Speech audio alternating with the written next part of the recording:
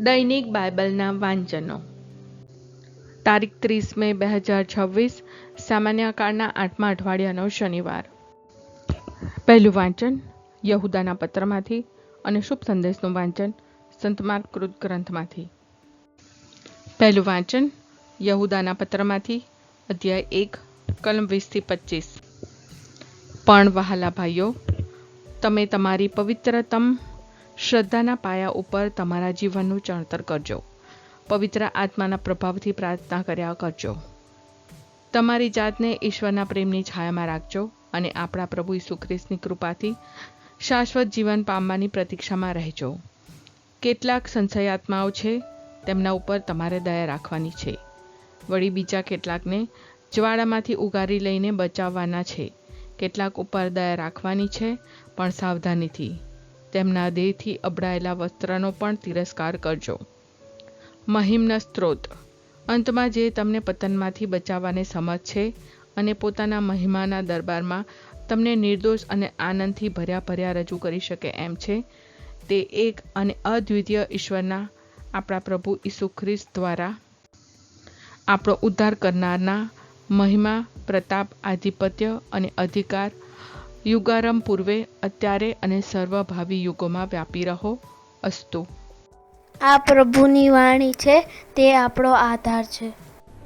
શુભ સંદેશનું વાંચન સંત માર્કકૃત ગ્રંથમાંથી, અધ્યાય 11, કડી 27-33. અધિકારનો પ્રશ્ન.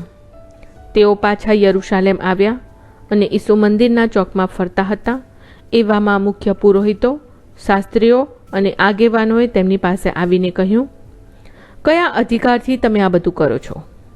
આ બધું કરવાનો અધિકાર તમને કોણે આપ્યો? ઈસુએ તેમને કહ્યું, હું પણ તમને એક સવાલ પૂછું. તમે એનો જવાબ આપો, એટલે હું તમને કહીશ કે કયા અધિકારથી હું આ બધું કરું છું. યોહાનને સ્નાન સંસ્કાર કરાવવાનો અધિકાર ક્યાંથી મળ્યો હતો? ઈશ્વર તરફથી કે માણસ તરફથી? મને જવાબ આપો.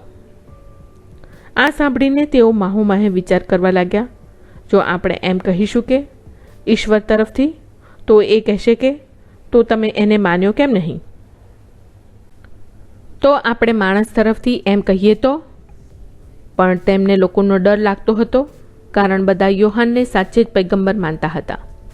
એટલે તે લોકોએ ઈસુને જવાબ આપ્યો કે અમને ખબર નથી. ત્યારે ઈસુએ તેમને કહ્યું, તો હું પણ તમને કહેતો નથી કે કયા અધિકારથી હું આ બધું કરું છું. આ પ્રભુની વાણી છે, તે આપણો આધાર છે. પ્રાર્થના. ઓ મારા પ્રભુ ઈસુ, હું મારા પાપો માટે પસ્તાવો કરું છું. મારા પાપો માફ કરો. મારા હૃદયમાં આવો. હું તમને મારા પ્રભુ અને તારણહાર બનાવીશ. આમેન. પ્રભુ તમને સુખી રાખો અને તમારી સંભાળ રાખો.